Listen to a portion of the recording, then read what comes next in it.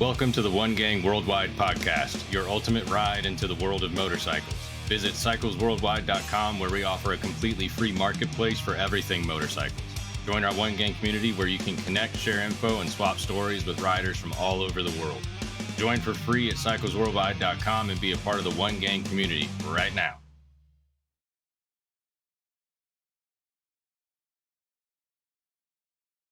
In this episode of One Gang Worldwide, we sit down with Kim Morell, a pioneering force in the motorcycle drag racing scene. From breaking barriers at the starting line to building and racing some of the fastest bikes of her era, Kim's story is all about passion, power, and pushing limits. This isn't just about speed, it's about making history in a world that didn't expect her to win. What? He's like, I would have never rode it. What are you, nuts? I says, well, you told me it was okay. I'm okay. So there's that trust level. Right. One Gang Worldwide podcast, brought to you by Keyboard Motorcycle Shipping. Since 1978, Keyboard Motorcycle Shipping has been a trusted name in transporting motorcycles safely across the country. With custom designed pallets and air ride trailers, your bike is secure and protected every step of the way. By choosing Keyboard Motorcycle Shipping, you're supporting a dedicated small business that prioritizes quality and customer satisfaction. Ship with a peace of mind, knowing your motorcycle is in expert hands. Visit keyboardmotorcycleshipping.com for more information. Now, let's dive into today's episode. What's up, One Gang? We got a great show for you today. We have Kim Morrell from Morrell Sachs Motorsports. This is going to be a fast show, so buckle up, man. Kim, thanks a lot for joining us. Appreciate you coming on. Glad to be invited. Kim, we're pumped to have you here, and you're a neighbor. Kim's about, 45 minutes away from Serge and I, so we're excited to come down and visit the shop. It's so many fun toys, but let's kick it off where it all began. Where did you grow up, and what kind of childhood did you have? What were some of your early interests? I grew up down south in Broward County and kind of raised myself. Single mom, got involved in the construction company. Into the races a couple of times. Realized, wow, I kind of want to race a motorcycle. Got my first bike and just started hitting the ground running. Gotcha. Did really, really well on the first bike. Then I moved on to ride other bikes and continue in the whole era. Hey, what were some of your earlier interests prior to bikes? What were you doing? Like, would you have anything that you were enjoying when you were, Not really. I mean, I focused on my career and work and just put in the hard work, took care of the kids. Got them raised up and grown before I even thought of my own interest. Right. Once I got old enough, I was like, okay, well, what about me? Just something about riding a motorcycle, racing a bike. But who planted that seed? Who planted the seed with the motorcycles for you? I have a few friends that were into drag racing. Would take me to the track. I check it out. I just start saying, you know what, I want to do this. I want to do this. I want to do this. Someone put me on their bike. I made my first pass, went way too fast, but that was it. I was completely hooked. Nice. It was done from. Did you have sorry. Oh, go ahead, Serge. I was saying, like, did you have a bike for yourself prior to starting to race? Did you have a street bike that you rode daily, or I did. What was your first motorcycle that you purchased? A GSXR 1000. Taylor, man, that's the first bike. Damn, girl. Yeah, that was my first bike, my first street bike. And, used to load up and go ride on Friday nights, cruise downtown Fort Lauderdale with a few friends of mine. Then it escalated to the racing. So, yeah, that was my first. I went to the showroom floor. I went. Right. Brought it home in my trailer. That's so. Do you remember give us some compare and contrast between your first time riding just any motorcycle to your first time racing? Oh, night and day difference. Taking off on a street bike is kind of lax. I'm at a 1,000 basically there on that bike. But when you take off on a track, I mean, at the end of hook and you're gone, it's the adrenaline of that day was like unimaginable. Almost like a roller coaster, but you're in control. Right. It just takes your breath away. Within, Yep. I kind of pushed the street bike aside because it was like, okay, yeah, that's boring, and started hammering drag racing because it just, I could just go fast. And I started off going seconds. Damn. Jeez. Yeah. How did you first get involved in it, though? How did you find, you bought your GSXR, you screwed around, had some fun on a bike, learned how to ride relatively well at high speeds, being able to handle a big bike. How did you first get involved into the racing part? Like, who got you into that, and what kind of racing did you start with?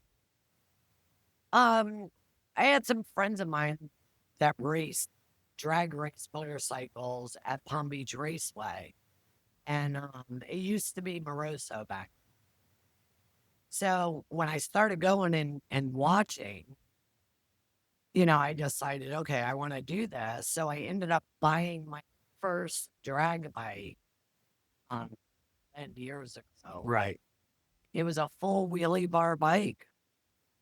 There I was, loading it up in my own trailer and going to the racetrack by myself.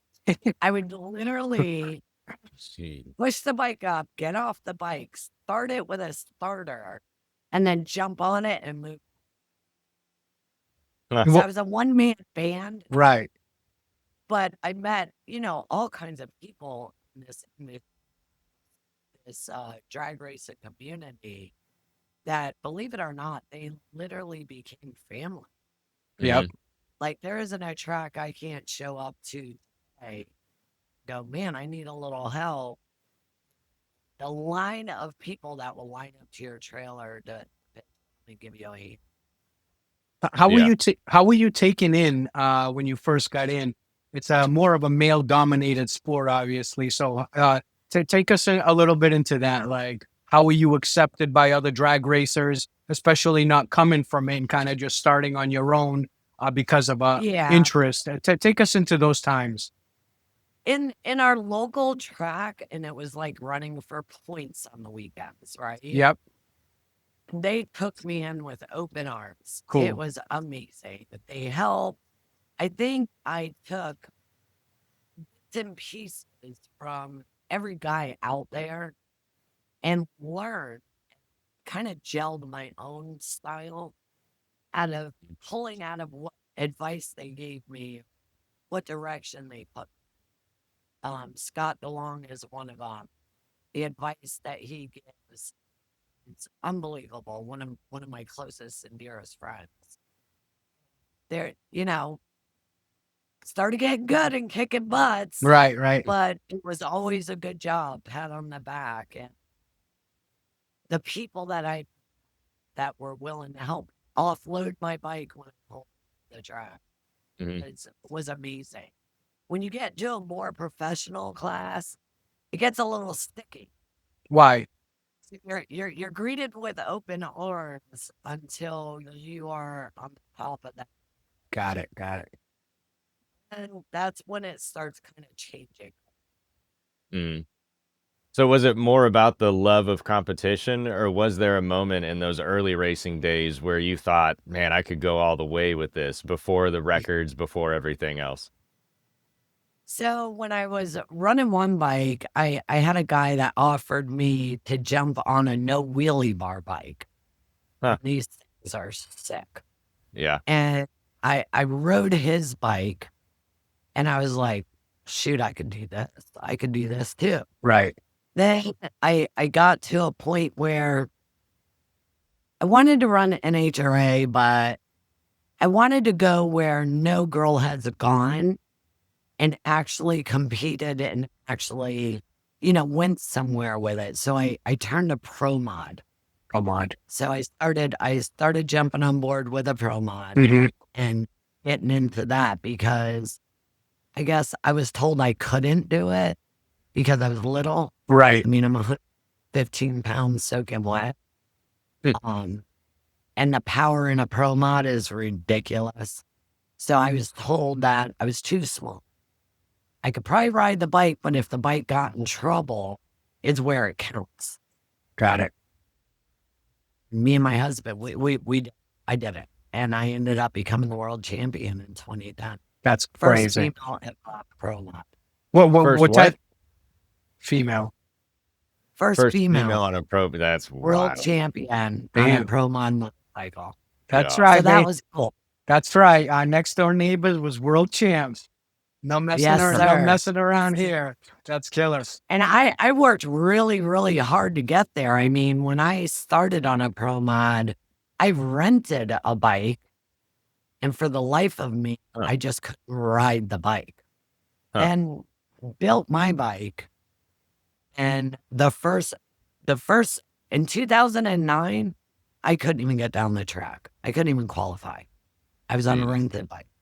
Built my bike, went out, we tested maybe 2 times, took it to the first race of the season, and I was number 2 or 3 qualifier at the first race of the season with a bike that was built for me. Nice. What changed between not being able to get the bike across the finish line to finishing second or third in a qualifier? Was it just because you crafted that bike and you were so familiar with it, and maybe it was part mental, or what was that change? I think the bike that I rented wasn't really fit for me. Okay. My bike, which I'll show you later on. Yep. I mean, I literally have a booster seat in there. Nice. That when the bike takes off, I don't fly back. I don't go anywhere. Right. Everything is reachable for me, for my bike. That's right. Where on the rented bike, it was, at the bike and I got to figure it out. And I couldn't get down the track. I remember going home a couple of times and blessed my kids. My son races as well. Cool. And I would go home and I would say, I can't ride this bike. I give up. I can't do it anymore. And my kids would look at me and say, how could you even say that? You're not allowed to be a quitter. You tell us. If we believe in it, you got to do it. You can't stop and do it. And if you believe in your heart you could do it, you got to go back. And they wouldn't let me they wouldn't let me quit, basically. That's funny. When you said, and that actually kind of goes great with the next question. What's up, One Gang? I used to think that if I spent big money on riding gear with a logo on the back, I was getting top quality. I gave Leather Up a shot. I wasn't sure at first, could I really get quality gear without spending a fortune? But after putting tens of thousands of miles on their jackets and vests, I had my answer. No busted zippers, no loose stitching, just solid, well-made gear that lasts. Leather Up carries trusted brands like Milwaukee Leather, Hot Leathers, and more, with gear for every rider and every budget. Plus, their customer service actually cares and picks up the phone, something rare these days. So do yourself a favor, check out leatherup.com. Whether you need jackets, vests, chaps, boots, helmets, or luggage, they've got you covered. And because you're part of the One Gang Worldwide family, use code CW20 at checkout for 20% off your entire order. Stop overpaying, gear up with Leather Up, and see the difference yourself. I wanted to ask you was the fact that, that's great that the kids were supporting you even in your downtimes. Yes, you reached the world champion stage and the best in your class and the things that you've done. I want to kind of get back into a little bit more of some of the challenges you faced coming up. All right. Like those moments, what were the moments that consistently challenged you? And I'm only asking because if anybody's listening or whoever's listening to this podcast and has dreams and aspirations to kind of chase what you're doing, right? obviously, you know, everybody sees the final product, the winning, the being on stage with one, but take us a little bit through that journey of the grind and the travel and the things that you had to consistently battle with, sometimes not qualifying, sometimes qualifying. Can you take the listeners on a nice tour with that so they get an understanding what's really involved?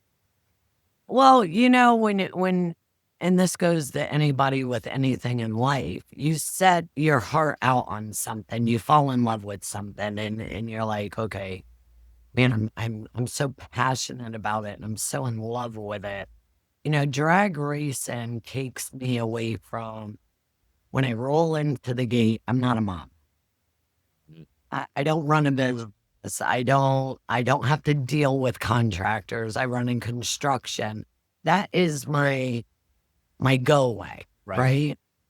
So, you know, it's rough being the only girl going out there to ride with these guys that were, I mean, the best of the best riders in the world, and being the only female and trying to prove something. Yeah. And there for a little while, I think I was trying to prove to everyone I could do this. And then my kids, actually, the times that I wanted to quit, because it was like, okay, I obviously, I can't do it. I'm not strong enough. I can't handle it. It's too much. You know, they are the ones that gave me the power. Right? Right. So I'm a single mom raising 3 kids. And, you know, I ain't that in their head as a mother. You got to believe in yourself. You want something, you got to believe. It starts within yourself first. So it was hard. I would travel to Texas, all pumped up. I'm going to do it this time, you know, and the cameras are on me. I'm the only female. That's right. So everybody wants to see what the girl's doing. The cameras are also on the guys because, again, I ran with the top of the best of the best. And, you know, and I did qualify, or I had to let off after the 60 foot. As a female, we have more feelings. It was heartbreaking. It was like, man, why? You know, I'd go home with my head down, you know, thinking that this sucks. And then I'd look at my kids and they go, yeah, go back again. Next race is next month. Get going. Man. You know, and I'd go at it again. And for a year, could never qualify. You know, I couldn't ride the bike. Yeah. That was the most discouraging. Right. Yeah. You know, and I flew in and out of each race. And it was horrible. It was horrible. Yeah. But I do have determination of a lion times. And with those guys backing me up and pushing me, I'm like, okay, well, if I don't do this, then my kids are going to realize, okay, well, yeah, you can be a quitter.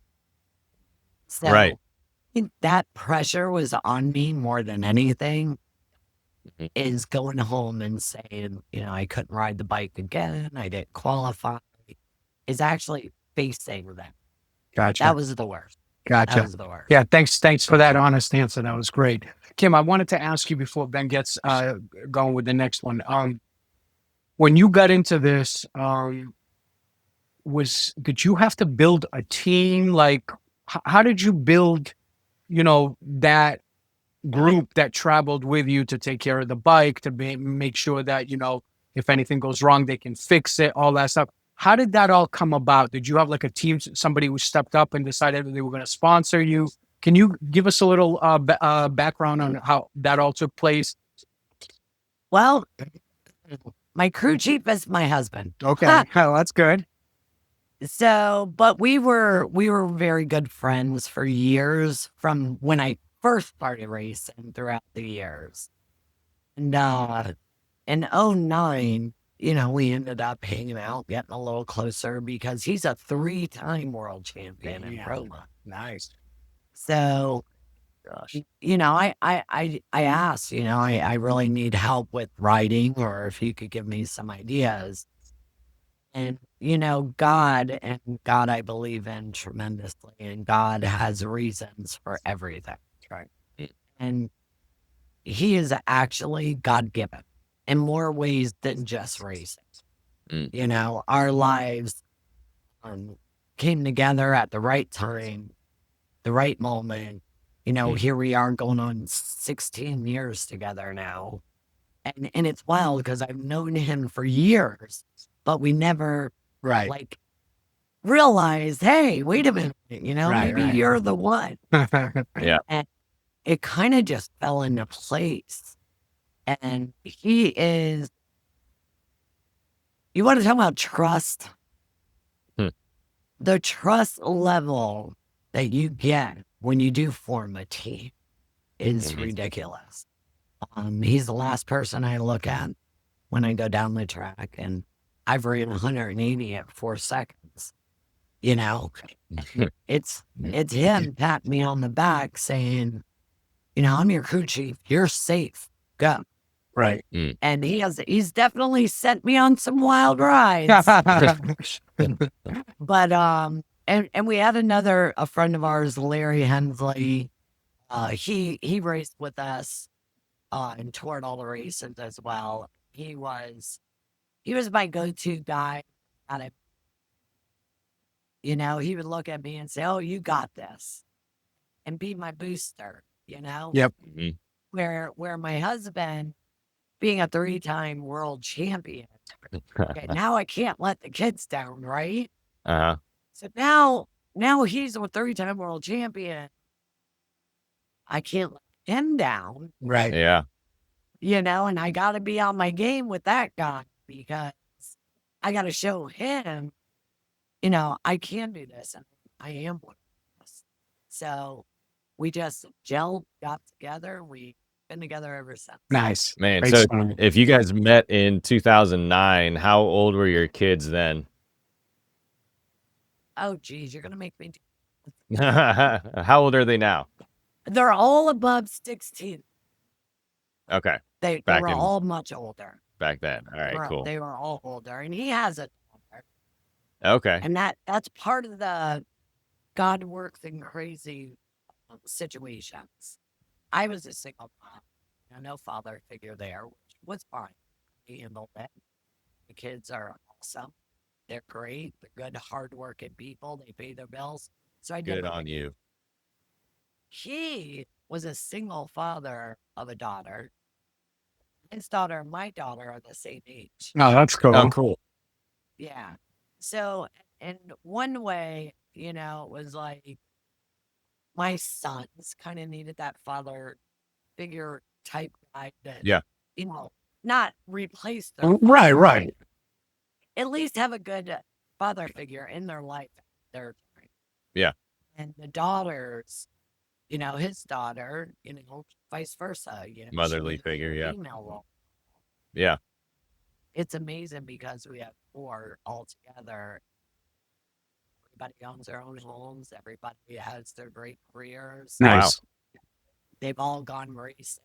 They've all raced. The girls race junior dragsters. Sick. My son races the no prep racing. So back to God. Back to God. Yep. God made it work. That's right. Yeah. So that's insanely cool. And that you guys, I mean, it sounds like you've got a tightly knit family now too. That's amazing how that worked out. Yes.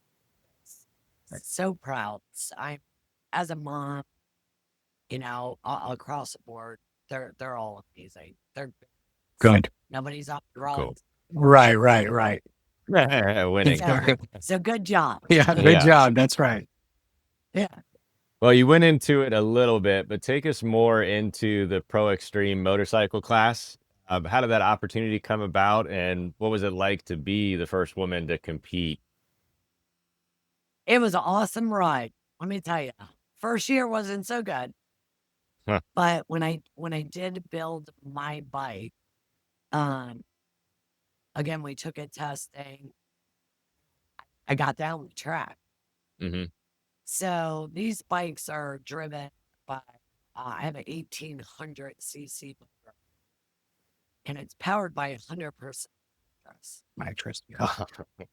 So when we went and brought the Pro Mod out, my husband's like, okay, we're going to go to ground zero.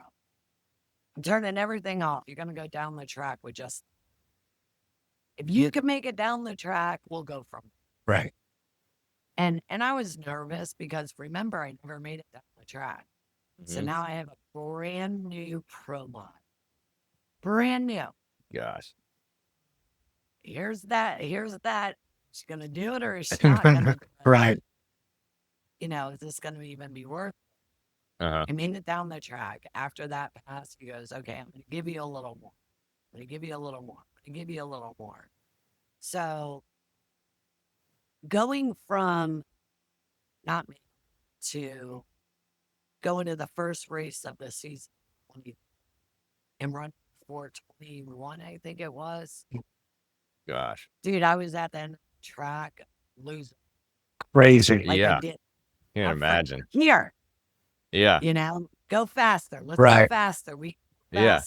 What did that feel like to not just being the first woman to compete, first female in the game, but once you built that confidence and knew that you could do this, what was it like then moving forward? Was there a gender line still? Did you even see that or feel that? Or would you just got in the zone and you knew you were a competitor and could whoop some butt? You know what? The confident level that I got after probably the first race, the second race of the season, mm-hmm. I confidence was through the roof. And not only that, for John, his name's Morrell Sachs. Mm-hmm. He would look at me in a way like, all right, she's good. She's a bad woman. Yeah, she can handle it. She can handle it. I would look over at the guys to me, and to be honest with you, the gender didn't play a role anymore. Not on nice. Excellent. I could have been a raccoon. Right. Mm-hmm. Because there's a role with racing. And I didn't learn it until later on in life. Run your own lane, right?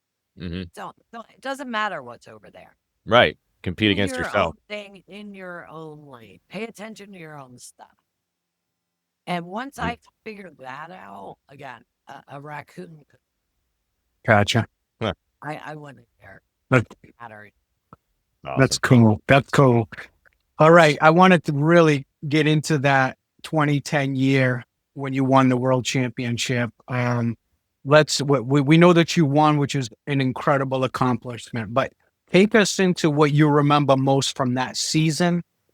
And what did that win mean to you personally?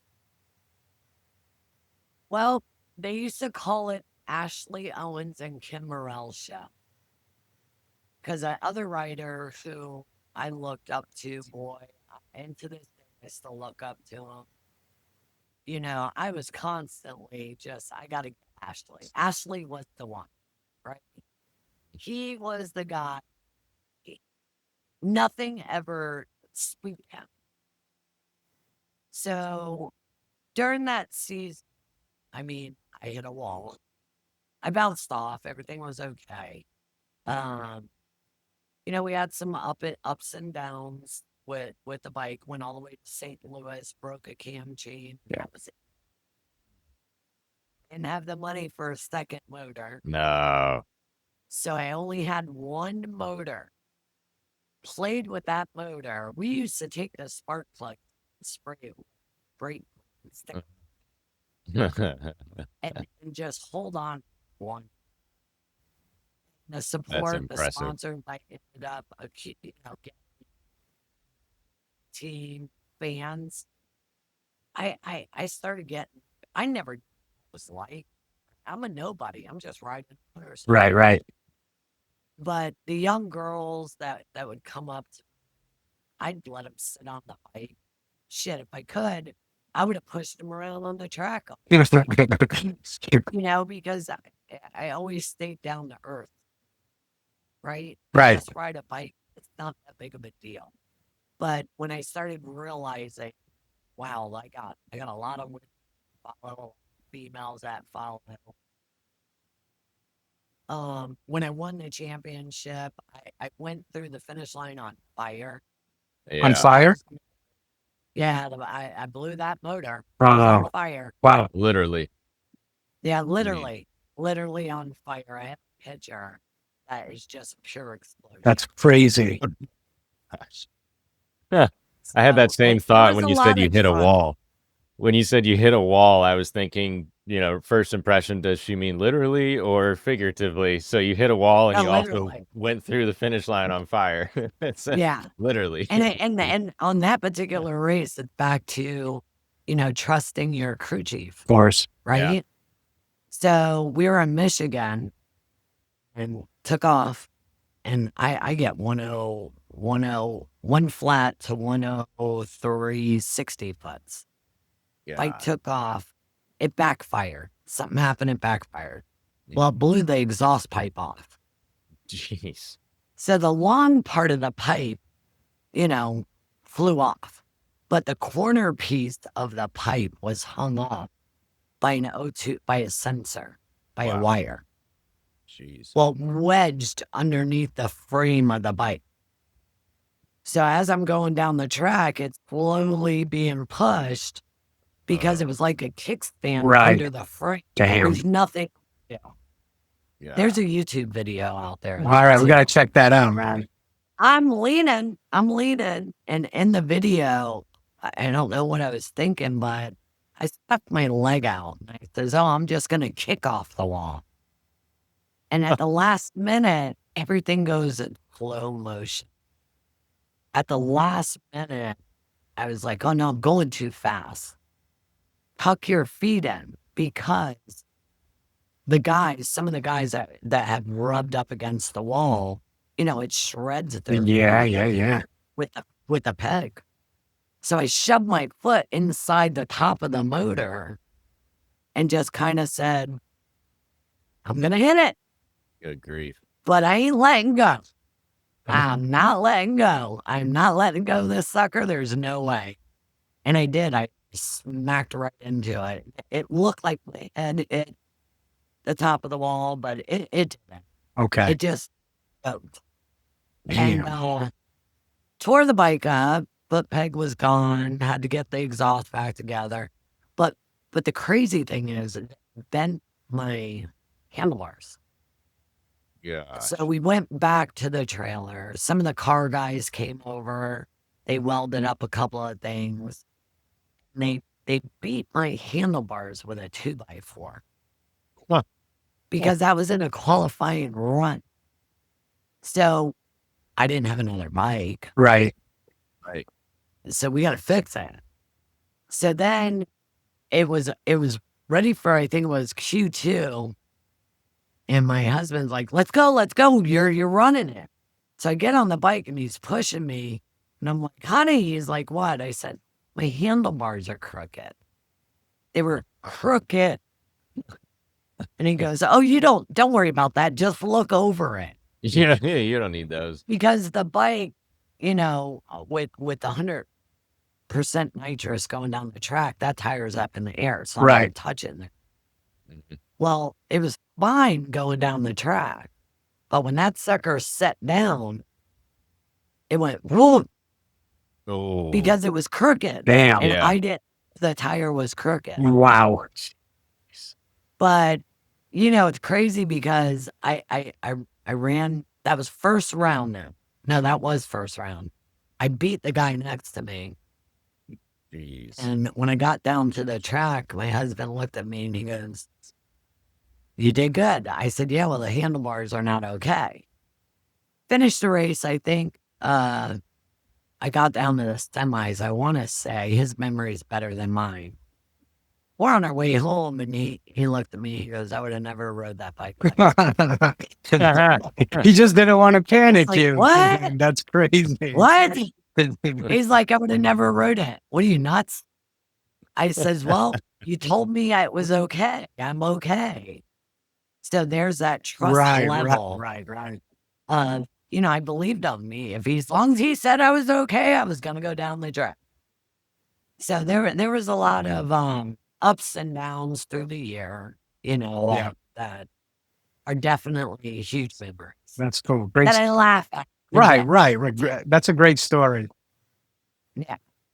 It's insane. So now you've got, a leadership role, founding role in Morrell Sachs Motorsports. Tell us about that union and how that came about and why that decision was made to start.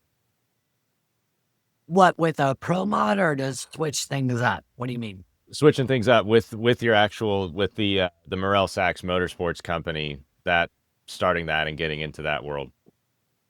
Well, because I wanted to do what they said I couldn't do. Nice. And that's real. Right. They said I couldn't do it. And I wanted to prove to them that I could do it. And I wanted to be that girl. I wanted to be the girl that actually, went out there, accomplished it, and did it. Right. Yeah. Morell Sachs is actually John's last name and my name. Right. Well, history goes back in the Sachs name. His father ran pro stock motorcycles, built drag bikes. He does head work a lot for Harley Davidson. He now specializes with Harley Motors. Yeah. As an engine builder, his name's John Sachs.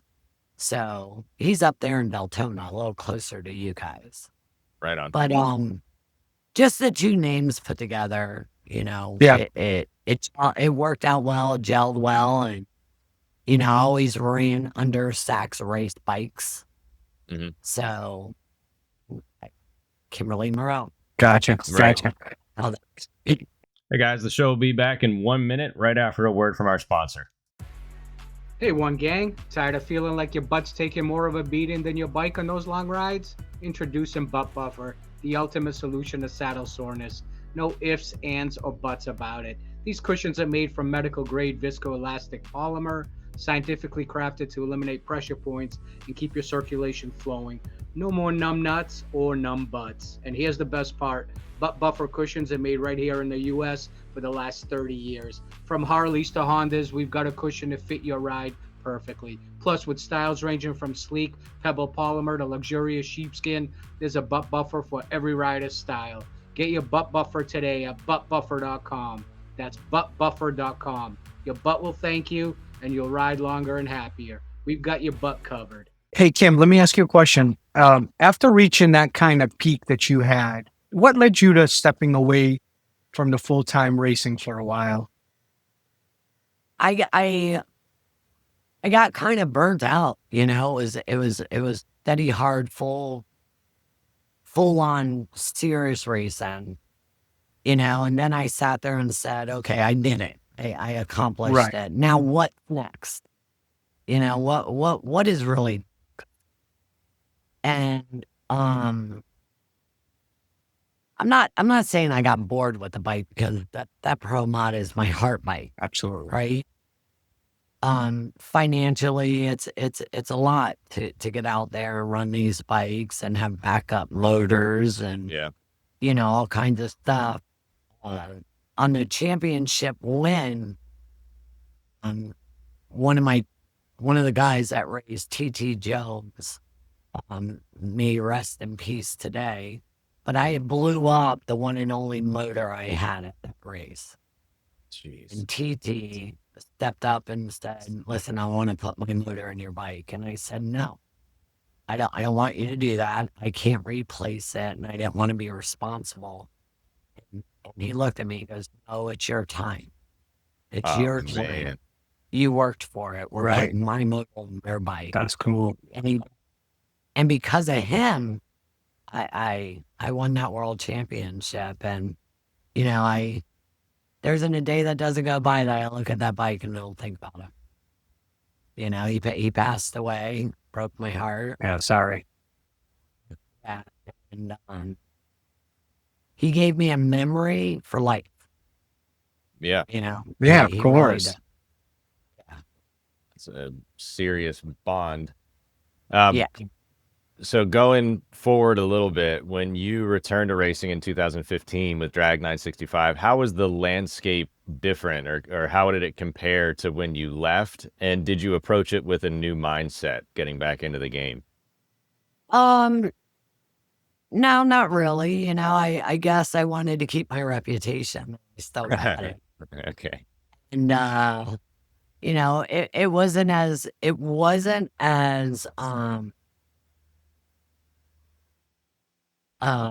pressed, right? Like I didn't have to prove myself anymore. I did it.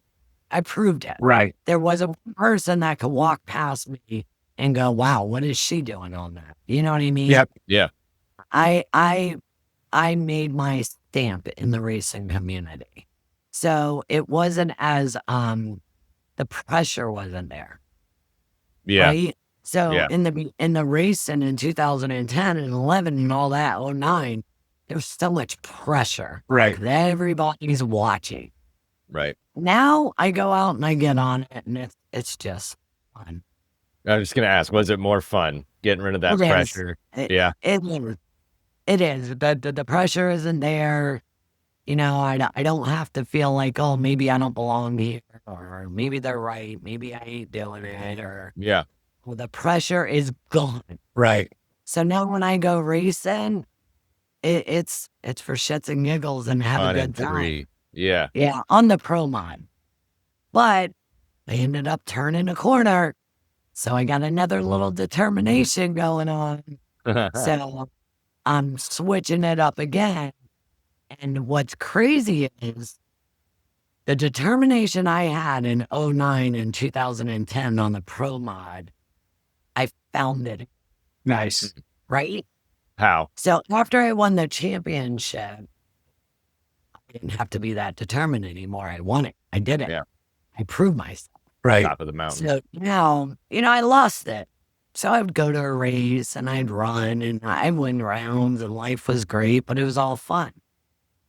Now I challenged myself again recently, and we built another bike, and there comes that determination again. It's coming back. Like that blood pumping. Right. Oh my God, to get to the racetrack, I'm going to show them on a totally different world. Now I got something else to prove. That's right. So it's the challenge is back. How about that? Okay. The challenge is back. Well, when you got back into it, did you find that there was more female racers now in the pro stock? Oh, well, there's been racers in pro stock, in pro mod. Pro mod, I'm sorry. Yeah. In pro mod, there was a girl that I guess attempted. It didn't happen. But no, I'm still. Really? That's so cool, man. Well, what do you think it is? That like more females aren't getting into that part of it? Those bikes are no joke. Those bikes are no joke. I mean, they're serious power. Yeah. There's many women out there racing motorcycles. Man, I could go through a list of names. Yep. And pro mod's just another wild area to go into. Gotcha. My husband always says, when my bike was built, we were taking it to the track for the first time for me to ride it. He rode it first, and it was time for me to ride it. I remember driving over and I said, well, what if I can't ride it? What if I got a $60,000 motorcycle now that's supposed to fit for me? Yeah. What if I can't? And he goes, well, we're about to find out. Either you're going to be a natural or you're not going to ride this bike. Yep. Blunt. So I luckily, he says, I became a natural at it. That's cool. Riding bikes naturally, it works for me. All right. That's super cool. Throughout your journey from the highs of championships to the pauses in your career, what have been some of the hardest parts, the most challenging parts, and how have you gotten past those? Sponsors. Finding sponsors? Oh my gosh. Well, it's so hard. And I'm grounded. I work 2 jobs. I work for 2 different construction companies. And I'm a worker. I've always been a worker. I've been working since I was 14 years old. Man. You know, it's amazing because the class I'm trying to go to now is very prestigious or very prestiged, you know? It's like a golfer going to the Masters. The Masters and stuff, you know? You're going to the top of drag race and you're going to nature. Right, of course. So when you get in that bracket, you know, those guys are out there with thousands and thousands and thousands of dollars. Right. The sponsorships that are on the top fuel cars. Of course. Like all that is astronomical. Of course. I am trying, you know, I want to stay grounded. I believe in helping my local community. I'm not looking for a $300,000 sponsor. Yeah, even though it would be nice. Oh, yeah. I'm not rolling that out. Not rolling it out, but I also believe your local businesses, you know, the guys that go, damn, I wish my business could be on Fox Sports on Friday, Saturday, and Sunday. Right. Show business. I try to shoot for those guys. That's awesome. And whatever budget that they have, you know, if they could only afford $2,000 to put their sticker on my bike, I work it out. So cool. If they $5,000, we'll work it out. Right. But when you pull in your local people and you get your support from your local people, in my heart, that means a lot. And it's given those local companies a chance to be a part of $1 million race. How's that? Right. How that works. That is a different kind of pride too. That is so cool. Very. Right. It's a different kind of pride, you know, and you know, I work hard. I know what it's like to get up at 4:30 in the morning and work, you know, 8 to 12 hours a day. Yeah. You know, keep your business going, making money. So I'll never lose sight of that part. Good. So instead of hunting down $300,000 sponsors, I'm more towards my local community. Nice. You know, if they say, hey, I could give you $500 to help you with the fuel to get to the racetrack. I just did that for Gainesville with one of our guys. And that's great. And that's, you know, I'm open to that because here's the bottom line. Finding sponsorships is the literally hardest thing to get. In this category that I'm trying to go to, I thought, oh, it'll be easy. I'm on TV. Right. You know, Fox Sports, major interview. Your businesses are front right there. And it's still tough.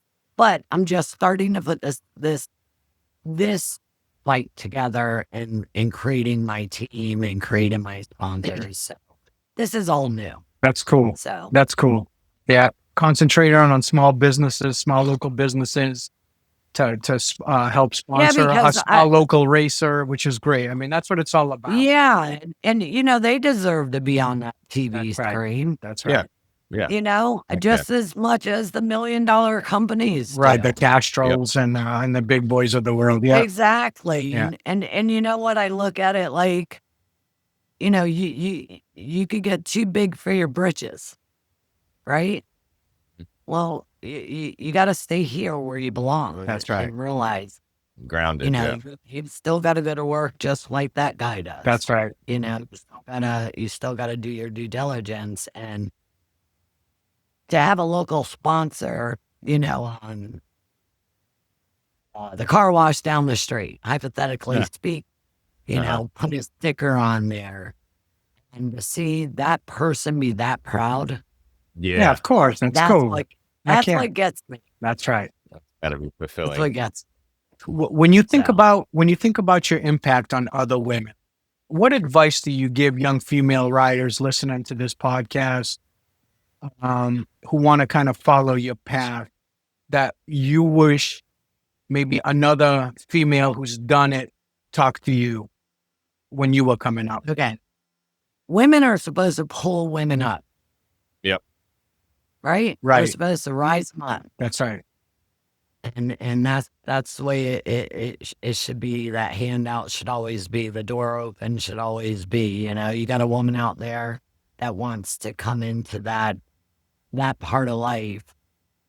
Some women take it as like they're not with that. This is my territory. Me? You believe you can do it, you can do anything you want and get your ass out there and do those burnouts and try, do it. Don't think about it, because if you think about it, you're probably not going to do it. But if you say, I'm doing it, and you just work hard and go out there and do it. Because just because it is dominantly male, no offense to you guys, but, women are a lot stronger than you think they are. Absolutely. And their mind power is incredible. And my advice to any woman, anywhere, doing anything, if you believe in it, do it. Don't think about it. Yeah. Come on. Call me anytime you want. I'll help you. All right, cool. Yeah.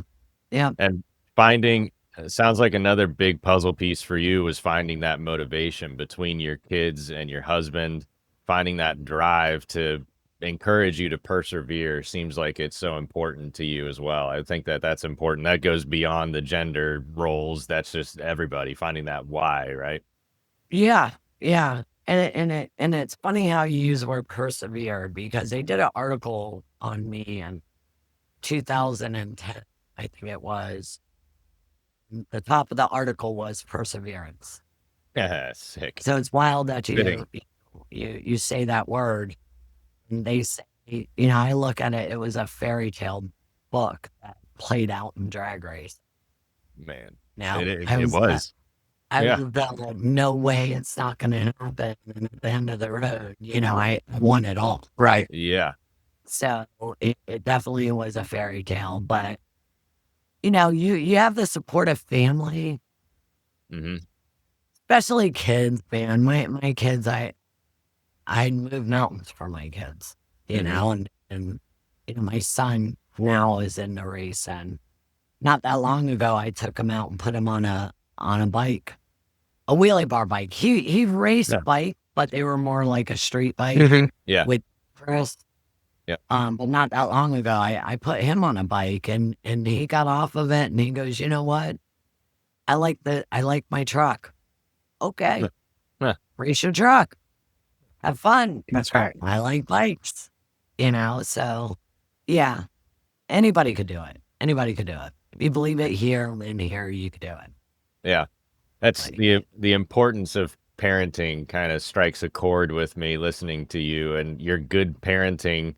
The roles reversed as your kids got older. I've got little kids right now, and my wife and I put a lot of effort into raising them up the right way. And it's really encouraging and cool to hear what's on the other side of that mountain, and your kids reverse the roles and they're saying, no, Mom, you can't quit. They're pushing you. Like that's really Oh man. Yeah. Listen, they used it against me many times. Many times. Little rat bastards. Yeah, I'll go home with tears in my eyes. I can't do it. And they would look at me, and the son, mostly the sons, my Ricky and Tommy, they look at me because they're the older ones. And they would go, yeah, no, quit your crying. Come on. And get ready for the next race. Yep. So that they were definitely the backbone. Cool. The family's the backbone, for sure. That's killer.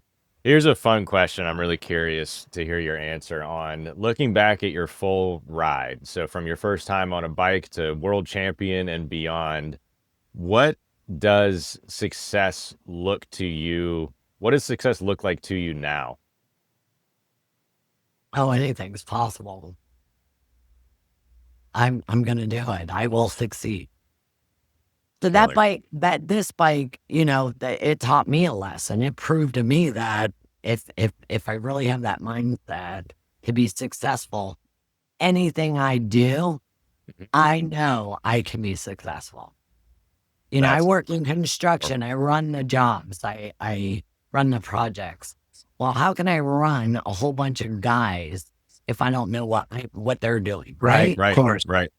Well, for me to be successful at my job, all right, well, I want to learn how to operate that excavator.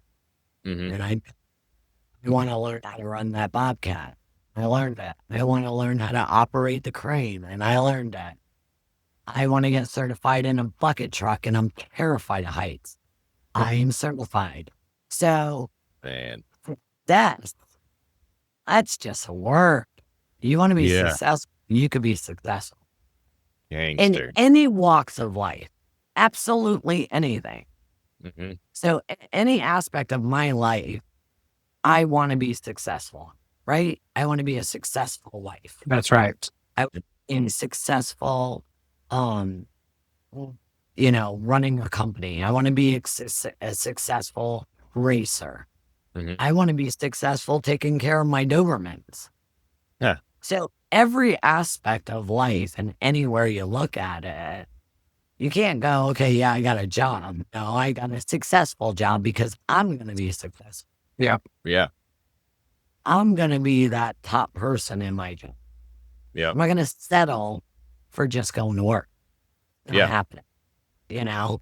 So I kind of take pride in all of it, in any walk of life. You know, I have an RV with a trailer. It's 71 feet long. Damn. I'm the only driver. My husband doesn't drive that. His driving terrifies me. But I've driven large trucks through work. So, you know, that's nothing. It's a walk in the park for me. So I am successful at everything. Good. That's so powerful. You're a 100%er. Everything you do, you give it 100%. Oh, yeah. Sometimes 1,000. Yes.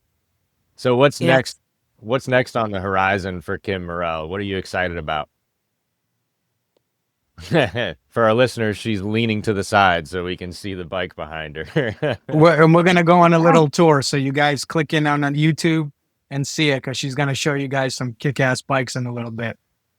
Oh, yeah. That's Fred back there. So I name my bikes. My bikes have a name. My husband has his own bike. He don't name it anything, but I name my bike. So that's Fred back there. And that has a little Fred is story a beast. Fred is just, God, that's such a pretty bike. Sure is. Yeah, dude. Fred is the new adventure, NHRA Pro Stock motorcycle. And that's the new adventure. I want to challenge that, and I'm going to be successful. So that answer is already off the, you know what I mean? Yeah. That's an answer. You've made a decision. I made a decision. So now it's time to step up on that one. I've wrote it, I tested it. You know, my husband and I put it together in our shop. You know, I learned how to do carbon fiber on Dang. Because there's certain parts that you need on these bikes that, you know, for $7,000 to build a box. Yeah, no. Right. I'm gonna figure out how to make a box. Right. So, you know, I ended up learning how to do my own carbon fiber on the bike. That bike is a lot different than the Pro Mod. You have to let go of the clutch on this bike. Right? Full throttle, and you just release the clutch. Well, on the Pro Mod, it's a button you let go. So that was a transition. But Pro Stock is where I want to go. That's where my heart is leaning to now. Nice. That bike to me is easier to ride. It's not as heavy. It's not as big. It's not as long. Yeah. It doesn't go as fast as the Pro Mod does, but it's quarter mile where the Pro Mod to 8th. Nice. Yeah. So this is definitely a door I'm trying to open, looking for sponsors. Anybody out there, you know, from a couple $100 all the way up, feel free. because I can use all the help I can get to get this started, get going on this. Kim, I wanted to ask you where can people go not only to follow along with you in your journey, like Facebook or those kind of things, but also how can a potential sponsor reach out to you? A lot of times, a lot of people reach through me through Facebook. Okay. They find me on there. I already got some product sponsors on the bike. Quality Underground, that's a business I work for. I run the company in-house and stuff, and he's on it. I got Ferrea and Bowels. They're awesome. My girls at Webcams, those girls have been with me for years. That's awesome. Cool. This isn't a nitrous bike, but I have Snow Performance, Nitrous Express. They're on board with me. So I have some sponsors. Mm-hmm. Now it's down to funding, the financial side of it. So that's where I'm at, and I can't wait. I can't wait to ride that bike. All right, cool. Right on. Very excited. All right, that's awesome. Well, you ready? You've gone fast through the podcast. You ready to do a speed round now? We'll test out your quirky side a little bit and get to know you on the silly side, or what? Oh, God. Okay. All right, let's do it. We can put 2 minutes on the clock. If you don't make the 2 minutes, you send Ben and I an autographed picture of you to the One Gang Worldwide podcast. Deal? You'll get that anyway, right, but come on, let's go. All right, let's do it. Best bike you've ever owned or ridden? Pro Mod Suzuki. Okay. The most underrated thing about drag racing? Underrated thing about drag racing? Female riders. Okay. Yeah, good answer. You've got 1 day to ride anywhere in the U.S. Where are you headed? My favorite track. Where am I going? Actually, I would scoot over to Australia. But in the U.S. Oh, in the U.S. In the U.S. Bristol. Love Bristol. Okay. Bristol's a good course. Okay. The weirdest pre-race ritual you've ever had? I wouldn't say it's weird. It's back to God. Okay. The other pre-race ritual that I do under my helmet and nobody knows about is I talk to the bike. Yes. Like, I literally have a conversation with the bike. That's cool. I do that too. Every time before I get on it, and when I get off my rides, I always thank it for getting me home safe. And we have our own conversation. Yep. And it's if there's ever a speaker in there, it'd probably be a damn good show. All right, that's cool. Not only do we talk about going down the track, but we talk about the guy next to me. Right. My crew chief. Sometimes I got words for him under there. So all right. That is one of them. I always talk under my helmet before I go down the track. All right, That's cool. great. More nerve-wracking, race day or public speaking?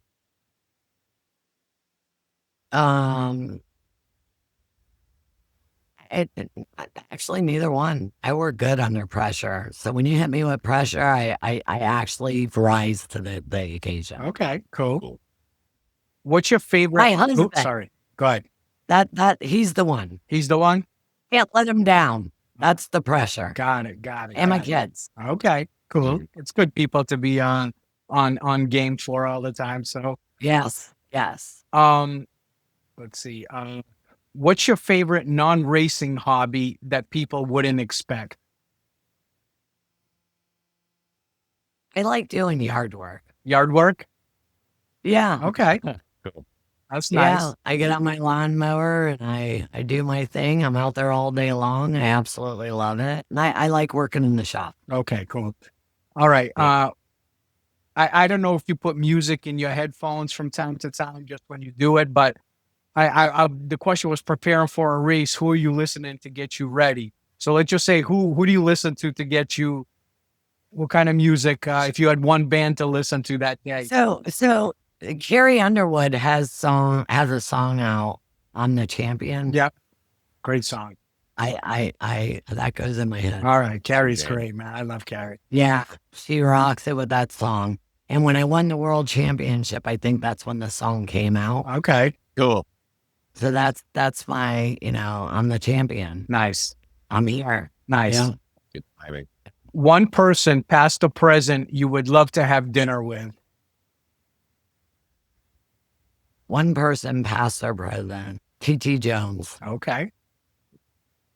Yeah, I'd like to sit down with dinner with T.T. If you could have a dream sponsor for your bike, who would it be? Oh, that's a hard one. It's okay. If they're listening, maybe they'll come on board. So, honestly, to have, my local businesses all pull together to make this happen, to go racing for the next couple of years, those are my dreams. All right. Awesome, man. Great answer. Great answer. The most underrated piece of gear most riders underestimate. You got to wear a helmet. On a track, on the street. These people ride around with no damn helmets on. Yeah. And it blows my mind. Yeah. And my sister, I got a sister, Kathleen, she's one of them. Her and her husband ride Harleys up in South Carolina, and they're allowed to ride them there with no helmet on. And man, why would you do that? Yeah. I get on her all the time. What do you think they're there for? Right. To protect you. That's right. How could you not wear it? Yeah. A helmet. People on the street is definitely that. Yeah, for sure. I mean, I agree. I mean, it's good to have a choice and to be able to choose how and what you do. But what cracks me up is, they can pull you over for not wearing your seatbelt, give you a ticket. But right? you could wear right around with no helmet. Give you a ticket and you get 5-year insurance increase because you don't have your seatbelt on. But yeah, you can be on a motorcycle. I mean, like I said, I don't give a shit. I wear a helmet. And you know what? Honestly, it's a choice. I'm not knocking people who don't of course. wear. But, But don't force one and not the other. You know what I mean? That's exactly. That's the hypocrisy of it. Like the car, you got to have a right. seatbelt, but the bike, you don't have to have a helmet. So right. And here we are. We're here looking at him. He's got kids at home. Right. So, in my eyes, the day that you have a child. Yeah. Yeah. It ain't about you. No. That's right. Yeah. 2006. Right? So everything that you do, you got to think of your kid. Put a damn helmet on. Your grandmother. Yep. Yep. 2006 is when I started wearing a helmet all the time. My son was born in 06. And after that, it was because I would wear it when I had my Hayabusa. But when I was on my cruisers, I never wore a helmet. And then when my son was born, I completely switched. Now it's all the time. Hey, you got a job to do. That's right. Yep. That's right. Yep. And then when they're older, your job is not done. That's right. Remember, I told you that. Yep. Yeah, no doubt about that. You have the young ones. Yeah. Noted. No doubt. It's never done. It's never over. That's right. So, I get in arguments with her, stick a helmet on. I mean, stop being ridiculous. Right. Yeah. Because it only takes that one time. Yeah, exactly. And there's uncontrollables. That's the part that gets me is the uncontrollables. You might be a highly skilled rider. You might be a world champion, but you don't know what grandpa next to you. That grandma next door isn't. That's in that freaking F-150 that her son or drive to the grocery store. Right. All right. So, yeah. Fastest speeds you've ever reached, practice or a race? The fastest speeds you've ever 180, hit. 402. Wow. 180, 402. 402, 4 seconds. Damn.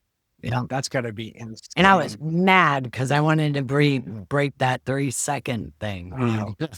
Get it into the And I did. 399s, 398s. Yes. Yeah. I was picturing like a 397. Gotcha. And I didn't hit it. So, I mean, I was proud of the run, but I was still a little aggravated that it wasn't a 3-second. Gotcha. Yeah. All right. Best advice you've ever received that still applies to your life? Today? Yep.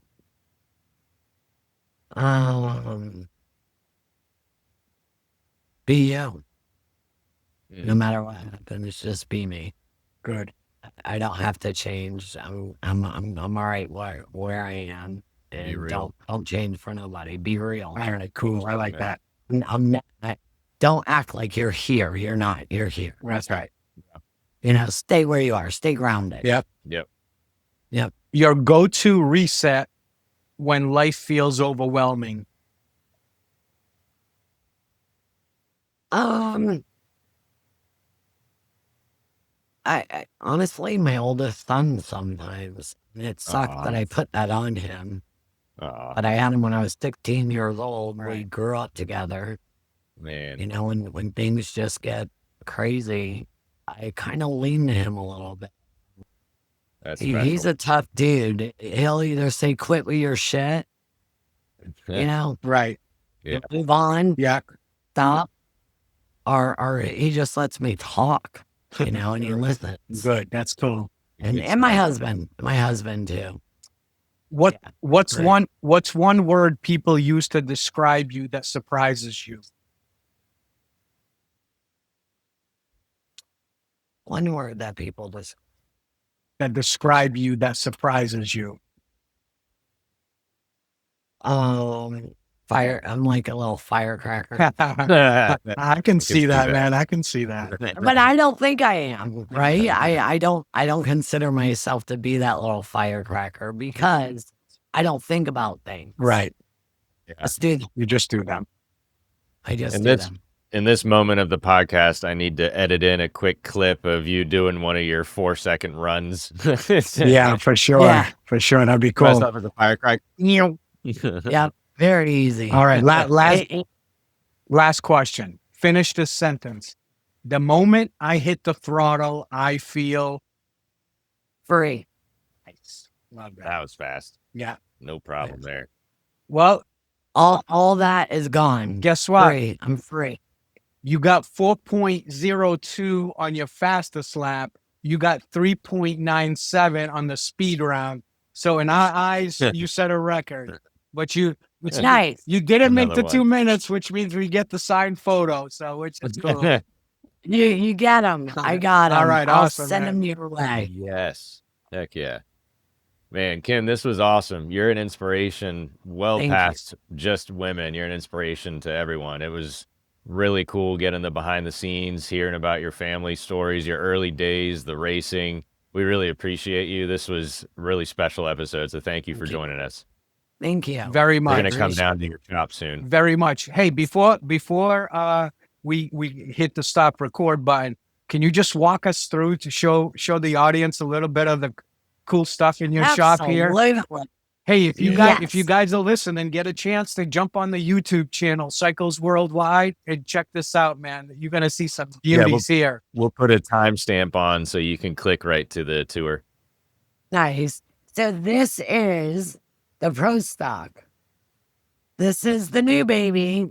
Wow. That's the one that we need to focus on the sponsorships for. And wow, that's crazy. Look at those wheelie bars. That's insane. Yeah.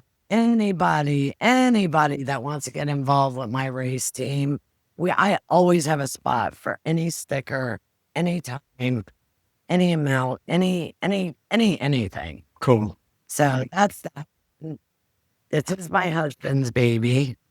That thing is beautiful. That's his little turbo. Yeah. And then we have my little heart bike over here. This is Jumbo. Remember I said I named Jumbo. Yeah. Okay. Yeah, give us all the names. We saw Fred. We saw Fred. No, that's Jumbo. Oh wow. That thing is sick. Oh, crap. Was that the one that you broke the record on? That's the one I won the world That's championship. the one you won the world champion. That thing is sick. Yeah. Nice. That's the baby. Sweet. And this is my husband's Pro Mod, our 460 bike that he runs, that he goes out there and plays on. That's sick. Ooh. So I got the bigger bike though. Look at that. That thing looks I got the more powerful. That's right. Because you're the firecracker. We have our own little hobby going on here. Oh, look at that. Yeah, that's going to be so cool. And that's my... What's that, LS motor right there going in? Yeah, that's going to be an LS motor. My son is actually the one that builds it. Oh, cool. He's putting it together to throw in my truck. And he likes his trucks. That's perfect. Yeah, so that's going to be my awesome hangout around, going grocery shopping and all that good stuff. Ever. But thank you so much. Yeah, thank you for taking us on that tour. That was so sweet. Kim, hey, we wish you nothing but success going forward with everything. We're going to stay in touch and obviously follow the journey. Once you get back into the swing of things, we'll have you back on. Talk about some of the races you've been going through, things of that nature. All right. Oh, yes. I appreciate it. All right. Likewise. Thank you so much. Thank you, Kim. All right. We'll talk soon. Yes, ma'am.